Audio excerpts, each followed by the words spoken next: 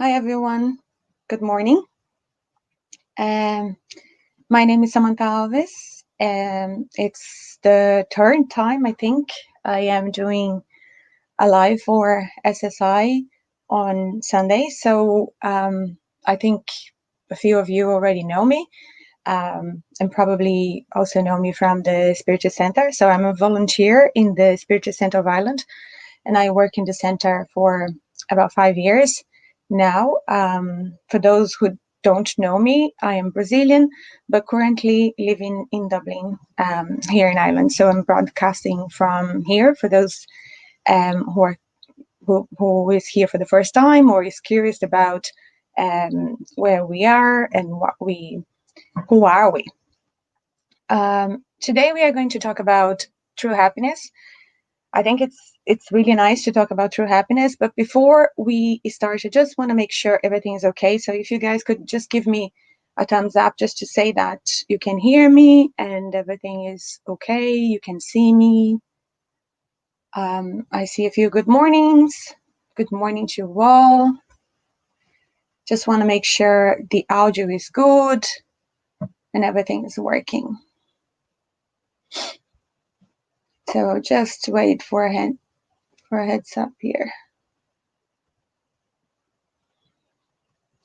Yeah, all good here. Perfect.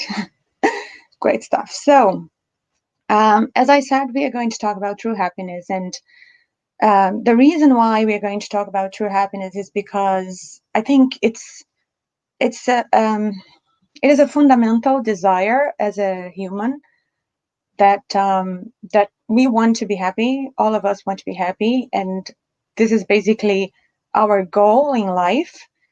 And it seems like this desire or right was kind of taken from us at this time, because of the pandemic and everything that is happening.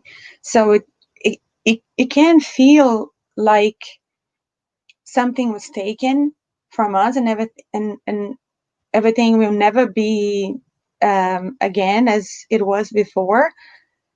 And for some people, it can be very complicated. We talked about anxiety the other day.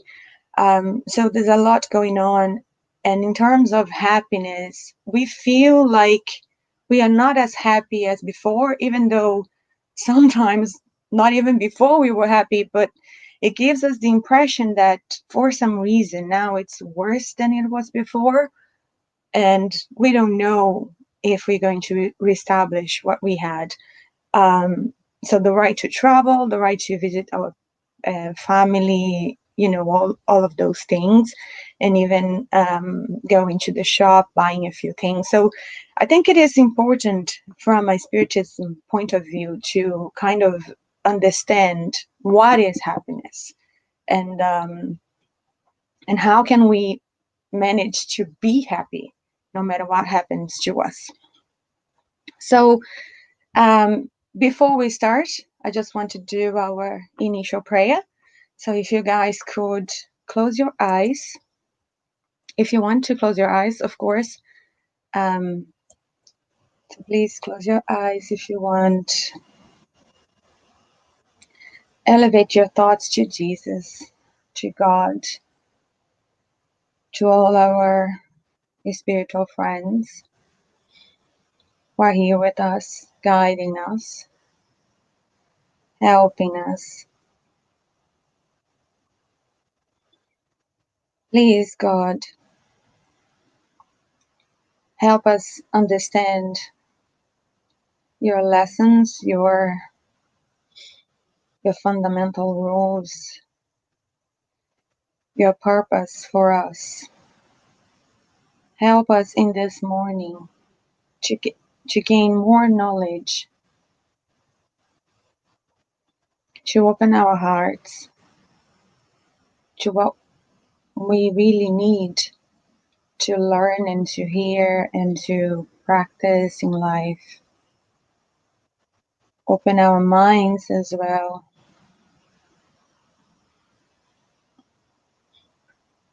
to all the words, even though our language is not is still enough to express everything that exists and that rule our lives. But if we can understand somehow your teachings, and those teachings touch our hearts, and if we can also put in practice those things, there's no more we can ask. Thank you so much for the opportunity to be here this morning, to be healthy, to be learning, to be alive. Thank you so much for all. So be it.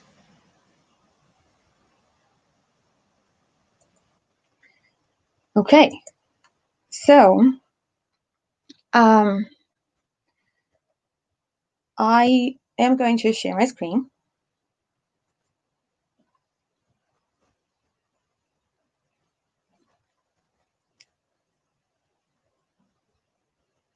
Sorry, just 1 second. There you go. I think you guys can see my screen now. So let's start with the question. What makes you happy? What is it that makes you happy? If you guys can think about those things, if you can write about those things, that's good as well. I'm gonna read your answers.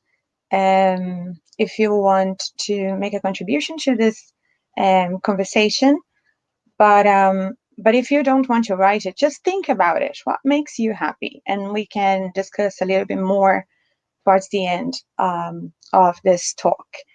But usually, and I'm myself am included in this, usually we think that we are going to be happy when we have that amazing dress that we are going to buy to go to that specific party, or to impress a guy, or when we have a lot of money, or when we are married, or when we have a house. So we have those things that we think that will bring us happiness. Those things, they are material things. They can be part of what makes us happy. We need to acknowledge that. But basically, all those photos, they show situations that can bring us momentary happiness. But true happiness is not in material things. So for the next few minutes, we will talk about what, according to Spiritism, what according to Spiritism really makes us happy. And we are going to try and understand what is happiness for that matter. The ultimate goal of all the spirits is to attain the perfection that is susceptible to itself. So the result of this perfection lies in the enjoyment of the supreme happiness that is consequent upon it, and which comes more or less quickly according to their use of free will. But to reach this end, it's necessary to reincarnate so that intelligence and morals can be developed through work. Man cannot have complete happiness on earth, for it is a world of trials and atonements. So we are here to experience things that will bring us this perfection. So we are here to learn, basically. And that's why it's complicated to establish pure happiness here, because a lot of those trials and atonements and expiations, a lot of them are not good, because those trials can teach us a lesson. Well, we learn in Spiritism that we can learn from in two ways. We can learn from pain, and we can learn from love. And in my prayers, I always say to God, please, please, please, please, allow me to learn through love, because I don't want to learn through pain. But as a lot of you know, and in Spiritism, we understand that we already came with a few challenges that we proposed to ourselves before coming to Earth. So some things or some bad things can happen, and they have a reason. They have a higher purpose. But according to Allan Kardec, in one of his books, the incarnation of spirits is in the laws of nature. So it's necessary for their advance and execution of the works of God. So by labor, which corporeal existence imposes upon us, we improve the intelligence and we acquire, by fulfilling the law of God, the merits which will lead us to eternal happiness. So happiness is kind of a result of this improvement. It's a result of when we progress and become better. So the more we progress, the happier we will be. Happiness is in direct reason of the progress made, so that of two spirits, one may not be as happy as another, solely because one does not possess the same intellectual and moral advancement, without therefore having to be each in a different state or place. So each one of us are or is in our path to progress. We are in our moment, let's say like that. So that's why sometimes you ask yourself, why does this person have this thing and I don't? Why is it that everything good happens to that person and not to me? So we have our own path. Each one of us have our own ways of learning and our own story. So each one of us is one soul being with one specific story. And that's very important, because if we make comparisons, and that's one of the things that make us unhappy, we will, and a lot of times, or most of the times, we compare ourselves to people that have more than us. So that is something that will make us really unhappy. But what Spiritism says is that those things can't be compared, because they already have learned something that you still have to learn. And there's also another let's say thing to consider, and we are going to talk about it more towards the end. But for now, even being together in the same place, one may be in darkness while everything shines forth to the other. Just as a blind man and a seer holding hands, one perceives the light from which the other does not receive the slightest impression. Since the happiness of the spirits is inherent from their qualities, they can take it everywhere they are, whether on the surface of the earth, in the midst of the incarnates, or in space. So a comparison will make the situation a little bit better to understand. If two men are present in a concert, one is a good musician with an educated ear to music, and the other is not aware of the music. So what is going to happen? Basically, the former will experience a sense of happiness, while the later will remain insensible for most of the times, because one understands and perceives what no impression produces on the other. So in other words, happiness is for the joy of the spirits who are in tune with their own sensibility and their learnings as well. In the Spirit's book, question 920, I'm going to read from the book. So question 920 says, can people enjoy complete happiness while on earth? No, because life has been given to them as either a trial or an expiation. It's up to them to mitigate their misfortunes and be as happy as possible while on earth. So, this is to confirm what we talked about. The more we learn, the more happier we are. And also in the Gospel according to Spiritism. And I brought those things just to show you guys um, the research that I did and where I took all this information from. So the Gospel according to Spiritism, chapter 5, item 20. Happiness is not of this world. I'm not happy. Happiness wasn't made for me. People of every social position generally exclaim, This is my dear children, proves this, my dear children, proves better than any possible reason the truth of the maxim from Ecclesiastes. Happiness is not of this world. Indeed, neither wealth, power, or nor even the flower of youth are the essential conditions for happiness. I would say more, not even the combining of these three much desired conditions are, since we constantly hear persons of all ages amongst the most privileged classes bitterly complaining about their situation. Faced with such a fact, it is inconceivable that the working and militant classes envy with such avarice the position of those whom fortune seems to have favored.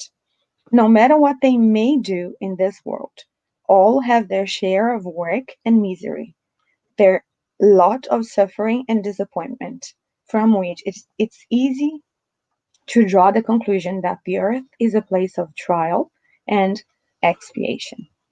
So this is just to confirm, if we can say like that, the things that we are saying. So the supreme happiness is shared only by perfect spirits or by the pure spirits who can do so only after they have progressed in intelligence and morality. So, what are the joys of happy souls? So if only pure spirits can feel true happiness, what is it? What does it look like? Do they spend eternity in contemplation? Now, justice wants the reward to be proportional to merit, as punishment for the gravity of the fault. There are therefore infinite degrees in the joys of the soul for the moment it enters the path of good to the one in which it reaches perfection. So it's kind of happens gradually because it makes sense. It's just, the gooder you are, the better you are, um, the more perfect as a spirit you are, the happier you will be. So the happiness of good spirits consists in knowing all things, not feeling hatred, jealousy, envy, ambition, or any of the passions that disgrace men.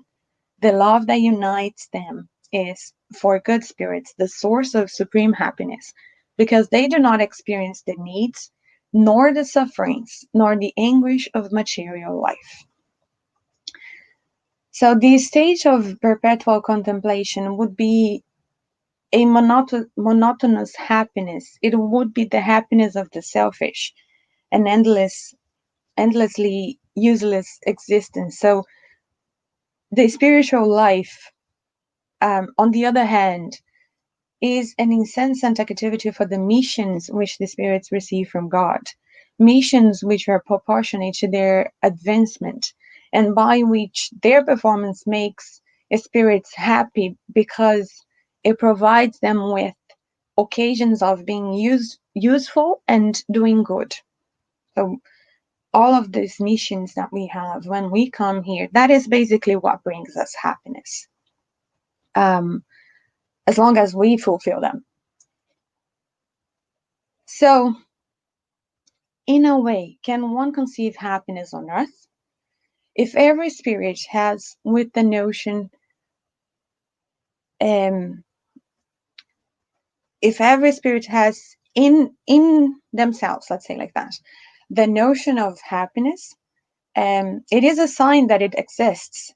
If I know what happiness is somehow inside me, it means that it exists and it awaits us somewhere, as it is dreamed by the men of the world. So as we kind of dream about, happiness cannot exist because it in its um, generality, human beings are intoxicated and they do not know how to contemplate the greatness of the outer landscapes that surround them on the planet. So, however, it is important to note that it is on Earth that the create that us that we build the foundations of our real happiness. It's through work and sacrifice um, that that this most sublime existence um, happen. And again, from the Spirit's Book, question 921. Let me get 921. We can understand that people will be happy on the earth when humanity as a whole is finally transformed. But meanwhile, is it possible for anyone to enjoy relative happiness? Most of the time, people are the artisans of their own unhappiness. If they would practice the law of God, they would spare themselves many misfortunes and enjoy a state of happiness that is great as their existence on such a dense plan will allow. Those who have a sufficient understanding of their future destiny do not see their corporeal existence as anything more than a quick journey. It is like a momentary stopover at a dreadful inn.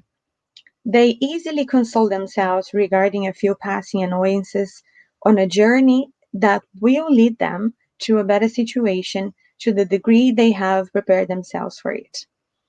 We are punished in this life through the infractions we commit against the laws of corporeal existence, through the misfortunes resulting from such infractions, and through our own excess.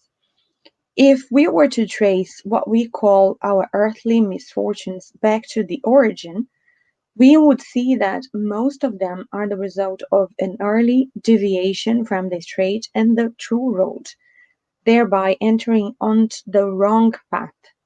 And from one thing to the next, we finally fell into disgrace.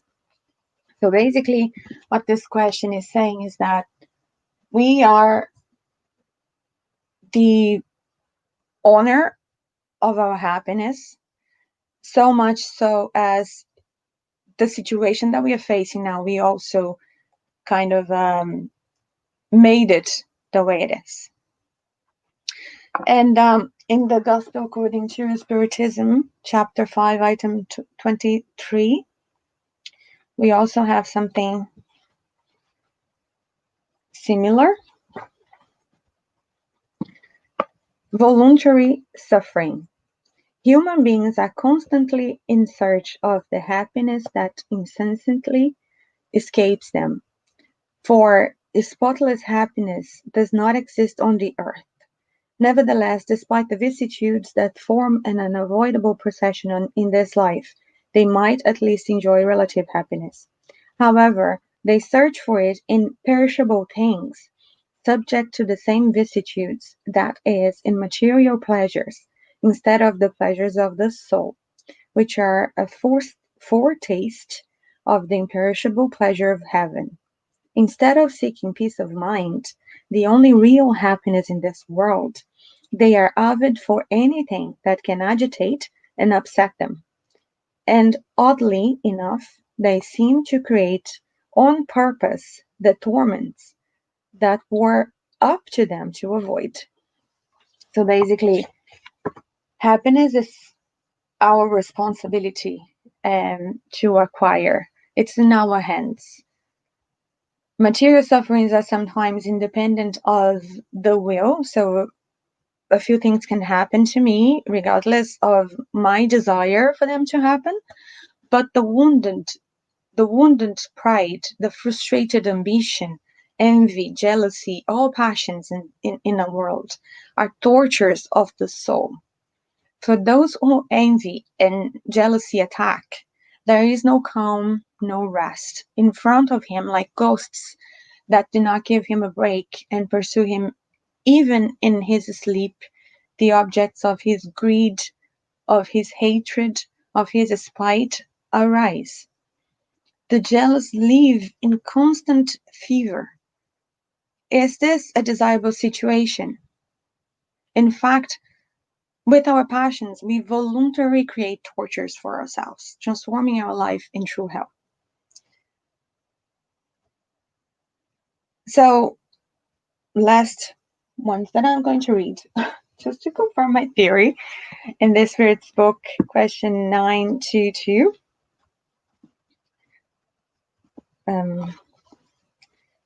Earthly happiness is relative to the position of each person, and what might suffice for the happiness of one would be misfortune for another.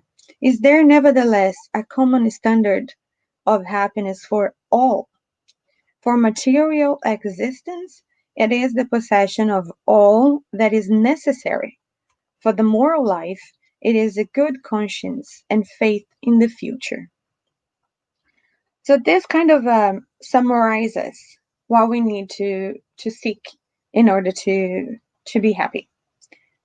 And also, no, sorry, still in the Spirit's book, question 926, because it creates new necessities, isn't civilization the source of new afflictions?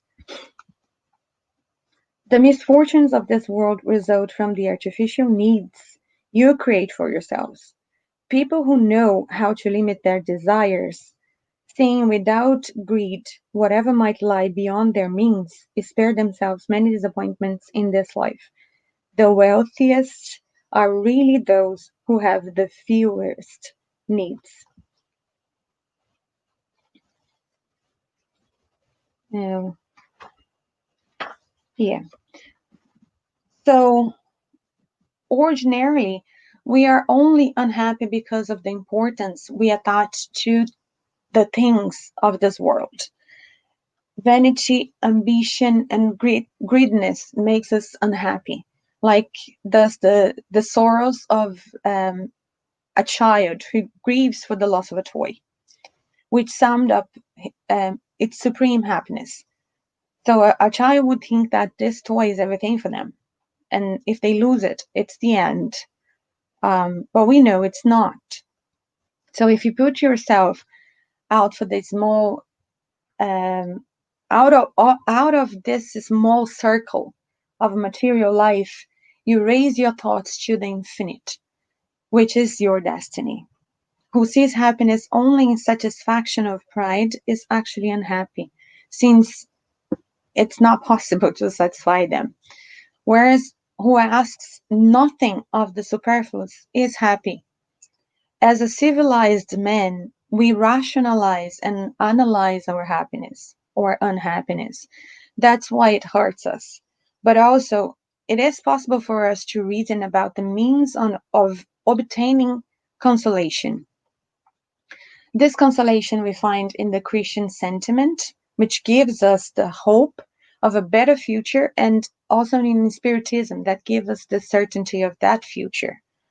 To appreciate the goods and evils of existence, to know what true happiness and unhappiness are, we must rise above the narrow circle of earthly life.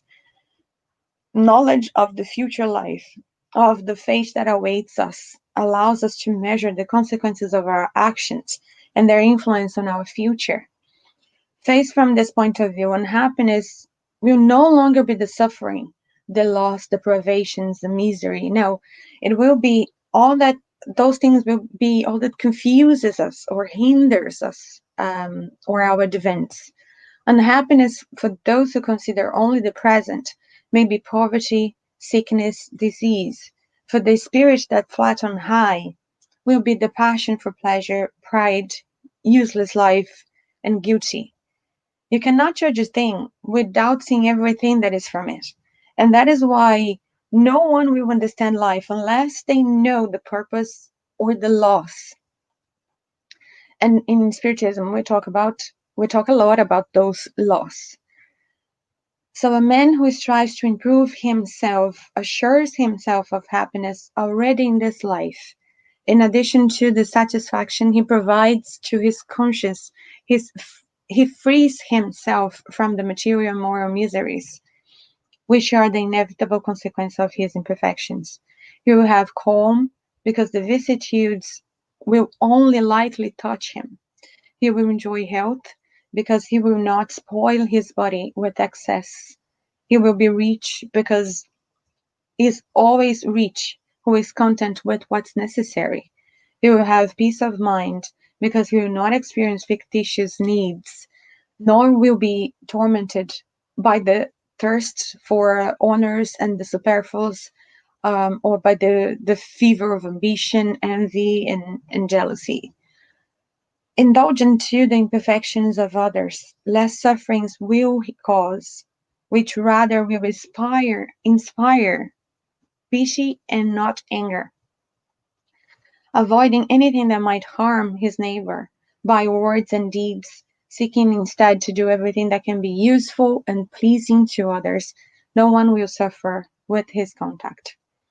So he guarantees his happiness in the future life because the more he cleanses himself, the more he will rise in the hierarchy of intelligent beings, and soon he will abandon this land of trials to higher worlds, because the evil he has repaired in this life will not have to be repaired in other places.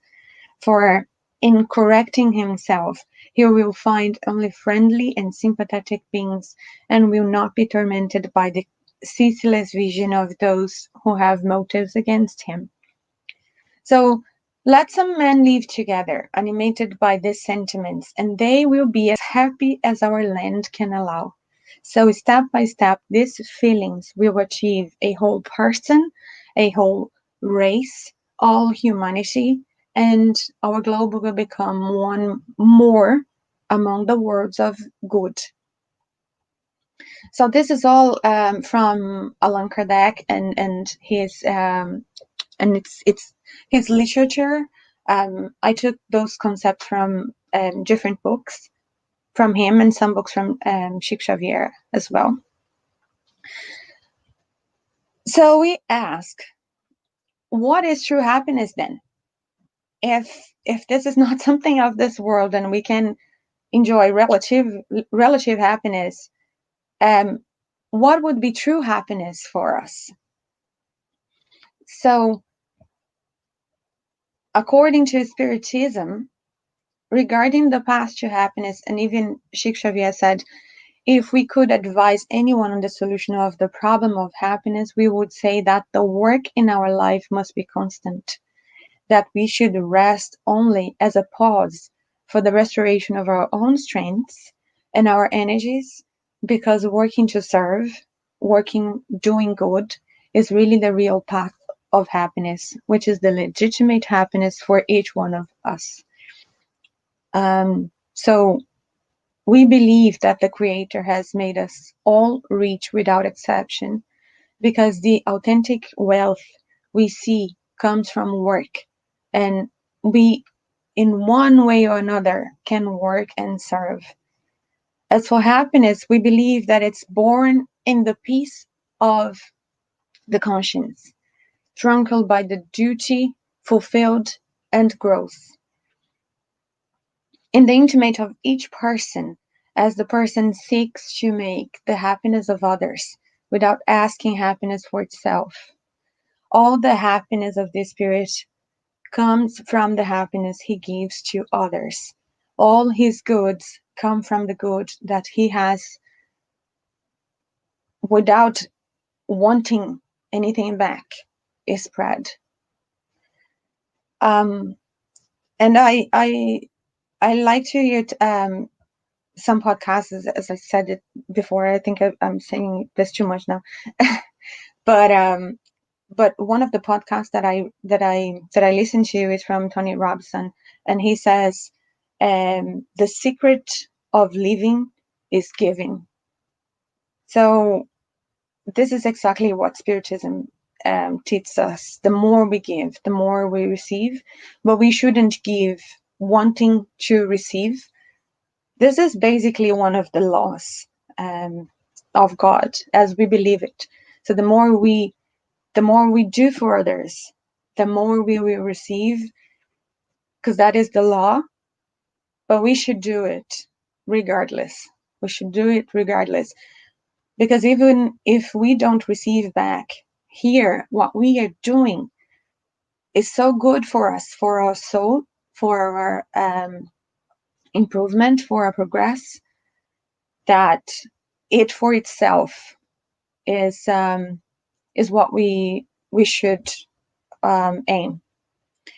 And also the feeling that it brings us when we do something good for the people, the feeling that it gives, it's just incredible. So I put a picture of this guy helping this lady to cross the road, and these people, I managed to have a conversation with some of them that does this type of job in hospitals and things like that. They're so fulfilled by only the fact that they go there, they do their work, and they go home feeling so good about themselves, good about humanity, and also it allows them to see the situation of other people and how they deal with the situation as well, and it brings them so much love, so much comprehension. Um, so the feeling is really good. I know it kind of requires a certain personality, and probably not everyone would do something like this, because it's a kind of it's a well it's a talent that you have, but yeah, so just doing it is really good. So I guess we can end here. I don't want to talk too much today. I want to allow some time for questions if you guys have questions. Um, so let me see what you guys um, have written here.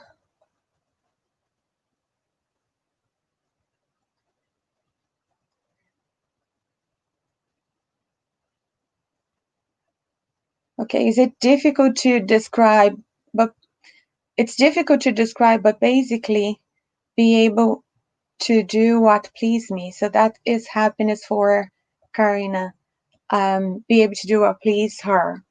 Um, yeah, it has a lot to do with freedom as well, right, Karina? And we have free will, so it is a very interesting way of seeing it, no doubt.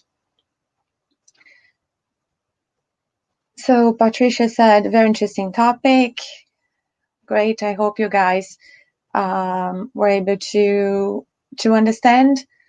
Because sometimes I can be confusing. Sometimes I feel like a lot of things is in my head, and for them to go from here to here, and it's not always easy. And also English is not my first language, as you guys know, so please forgive me if I made any mistakes. And if you have any questions, just let me know. Thanks so much for your kind and beautiful words. Thank you, Kasia, for being with us every time, not every Sunday, but every time. Thank you so much. I see you here all the time. So while we don't have any question, I'm going to talk about just one more thing, which is this course. I am doing a course from this online courses that we do, and it's from Coursera, one of those websites, and this course is about happiness. It's a very interesting course. It's, I think, 12 weeks of course, but it's really easy.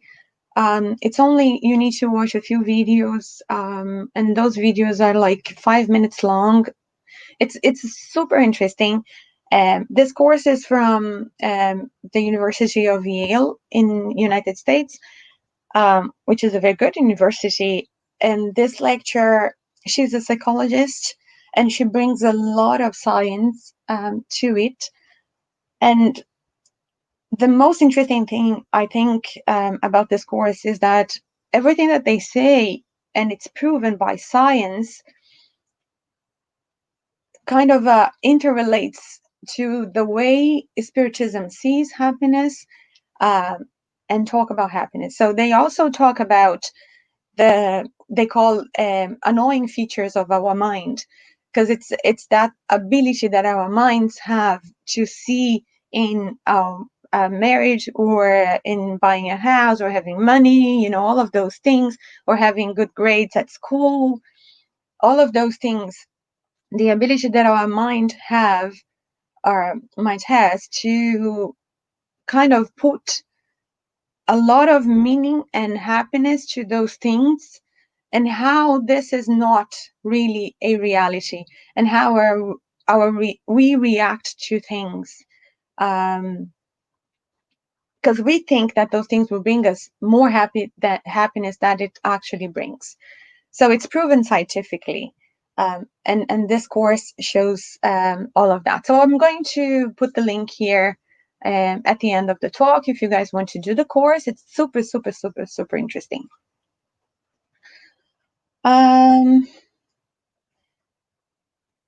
Your English is perfect. Oh, it's not.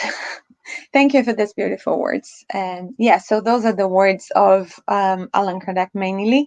And thank you so much. Your English is amazing. Thank you. You guys are good. You've just been good. But one of the things that I felt as well when I was researching this topic was that, honestly, I was a little bit disappointed, because I wanted to find the happiness. Where is it? And how can we acquire it? Because I want to have it.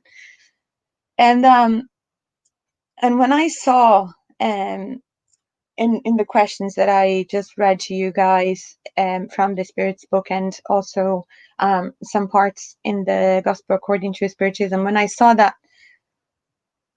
it's kind of not possible here, because it's not the it's like the planet was not made for it. So even this pandemic, we are here to go through those things. That is the main goal of being on earth, or of incarnating according to Spiritism. So it's a little bit frustrating, but at the same time, it makes so much sense that it's, for me, I'm not sure about you guys, but for me, it brought peace to my heart, because it's good to know what's happening. At least we know how it works. We know what to do to make things better, to feel happier, to acquire happiness through our own work, and also shows how much our free will has to do with it, and how better we can choose for our own advantage. So for me, it was kind of a bit disappointing at the beginning, but very good at the end as well, because at least we know how it works, and we know what to do to be happier.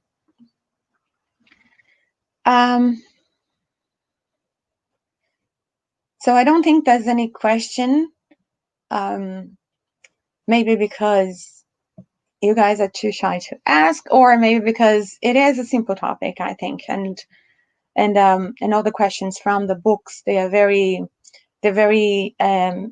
straightforward, so they are very simple to understand, and that's why for me, it was better to read the questions and the answers, because first you guys can see where I got all the knowledge from, and also it explains so easily and so simply that that I think it makes sense to just show it to you guys. So I think that's it. We can finish the talk for today. Um, and also before we finish, as we always do, um, you guys, if you are struggling with anything, if you need help, there is the yourmentalhealth.ie website that you can go. In the website, you're going to find advice on how to mind your mental health during the coronavirus outbreak. You can also text them. So the number is 08618000280. 08618000280. There's also the Irish Council for Psychotherapy, and the website is psychotherapycouncil.ie. The Samaritans, as well, as you guys know, the Samaritans, the website is samaritans.org. The number is 116123. And also there is this new tool that the Ministry of Health launched a few days ago, which is text 50808. 50808. It's just text. It's really good when I think for people that don't express themselves in English so well in person, they prefer to write. That might be a good option. Also, if you're facing a situation, God bless, no, but if you are in a situation in your home that you can't speak, texting could be a good option for you as well. And also, some people just don't feel very comfortable talking to other people. They would rather write than talk. So they launched this service if you guys need it. So that's it. Let's do our final prayer. If you guys can close your eyes, if you want, and if you can.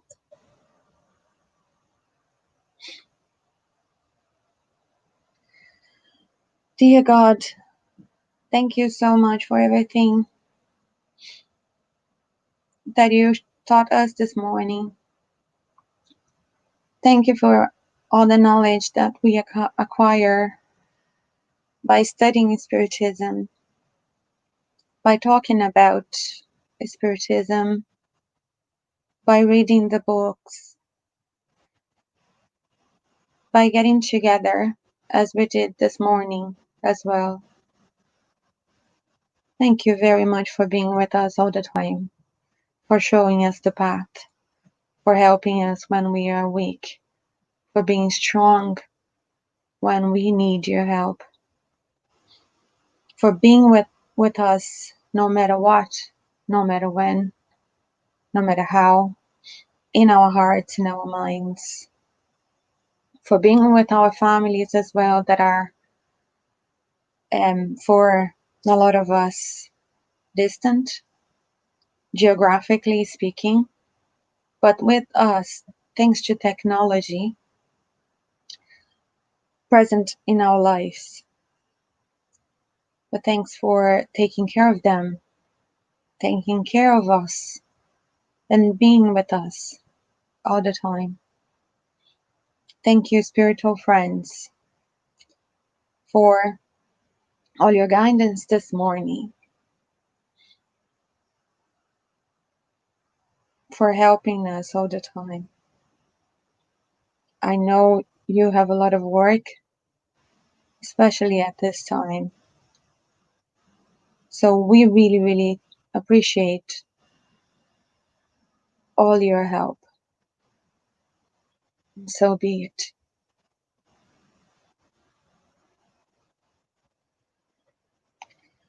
Okay, so just checking if there's any other comment. Thank you guys for the good words here. You covered very well the topic. Thank you so much. Hopefully it was clear enough and it was good. So thank you so much, guys. Have a wonderful Sunday, and until the next time. Bye.